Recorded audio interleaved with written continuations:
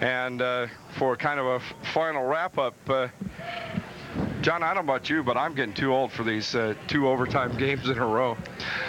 Yeah, it was, and they were almost carbon copies in a lot of ways. I mean, Kamloops played well again at the start, and you know, they got a couple goals, and we were chasing them. We seemed to change the momentum late and carried the play to them most of that third period. And I thought in the overtime, although shots on goal, they outshot us, I thought we carried it to them in the overtime. And again, the crowd must have been a fairly important factor in the game. Absolutely. The fans just seemed to pick us up when we get a little bit down, and late in that third period, we were running out of gas a little bit. Certainly Kamloops was. It was their third game in 3 nights, and the crowd certainly made a big difference for us. We were starting to go mostly with 2 lines at the end, and we were getting tired, but the crowd just won't let us die, and they have to take certainly part of the credit for this win again tonight, as they have in all our close games.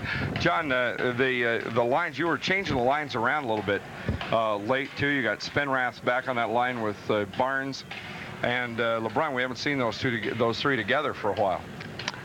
That's right. We don't seem to have some lines that are really clicking every night, and tonight we had no momentum going.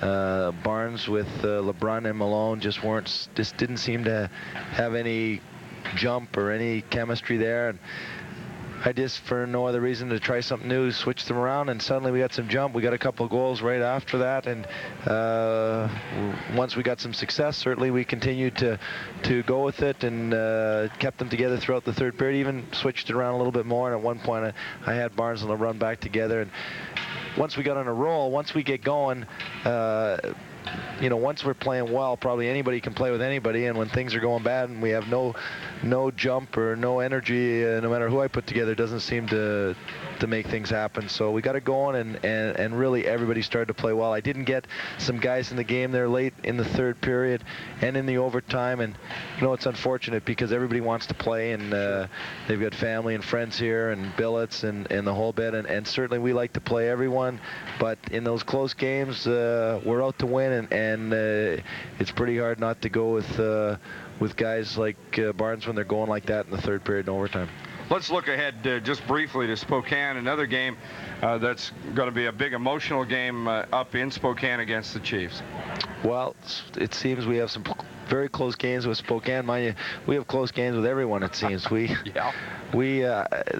goaltending has just been unbelievable in this rink, and you know, our goaltending has been unbelievable. And again tonight, you get Cook played great, and Hirsch played great last night, and Defoe played great last week for Portland. The goaltending has been awesome. But getting back to your question, Spokane is a team that I think closely parallels our team, and they've been struggling as of late, but they've got some good management. I know that the coaches and Bob Strum, the manager, is going to have their team ready to play against us come Wednesday night. John Olver, head coach of the Tri-City Americans, congratulations on a great victory. 2nd overtime game in a row. The 6th Americans victory on Sunday against 1 defeat. Maybe we need to talk to the schedulers. Yes, Sunday's been good to us, there's no doubt, and I don't know, we haven't been going to church. I'm not quite sure. Somebody's looking over us here on Sundays, that's for sure. Back to Tri-Cities Coliseum. Our final score, once again, the Americans winning it 4-3 in overtime. Good night from Tri-Cities Coliseum.